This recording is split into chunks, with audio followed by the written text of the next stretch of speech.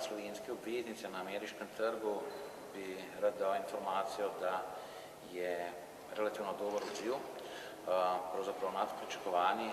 in da na sestankih, ki jih slovenska delegacija ima v Los Angelesu, San Franciscu, Bostonu, New Yorku, Londonu, za pričakovati, da bo takšen odziv tudi še v nadaljevanju.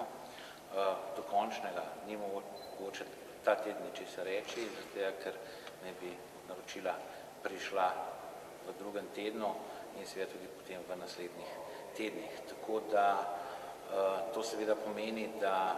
ima Slovenija vsekakor dobro bonitetno oceno za naprej in seveda to je tudi dober znak za investitorje iz tujine, ki bodo dejansko kupovali to obveznico. Naslednje vprašanje, ki se tiče in se še vedno pojavljajo različne razlage glede slabe banke in glede državnega holdinga, bi želel poudariti, da sta ta dva projekta ključna za delovanje na eni strani finančnega sistema in na drugi strani za učinkovitejše upravljanje z državnim premoženjem. Nujno je, da se predvsem največje banke, državne banke, izčistijo in nujno je, da bodo lahko svež kapital, tudi če ga bodo dobile, uporabile za dodatno kreditiranje, ne pa za slabitve, kar so delale do sedaj. In seveda to pomeni, da je zaustavljanje teh dveh projektov, s tem se dejansko dosega škoda tudi za celotno državo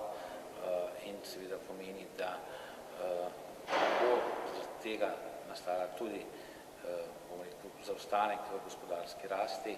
predvsem zato, ker če banke ne bodo začele kreditirati, potem podjetja ne bodo imela denarja za obratna sredstva in seveda tudi ne bodo mogla poslovati, to pa seveda pomeni tudi večje odpuščanje in nihče si ne želi,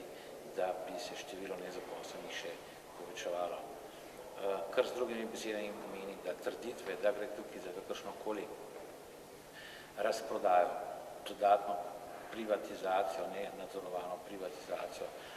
so, iz trte zvite in dejansko škodijo celotnemu projektu oziroma vsem reformnim procesom, ki danes potekajo. V zvezi z dobički, ki jih ustvarjajo določena državna podjetja, bi želel tukaj poudariti, da sedanje upravljanje z državnim premoženjem kaže, da to ni bilo dobro in seveda, če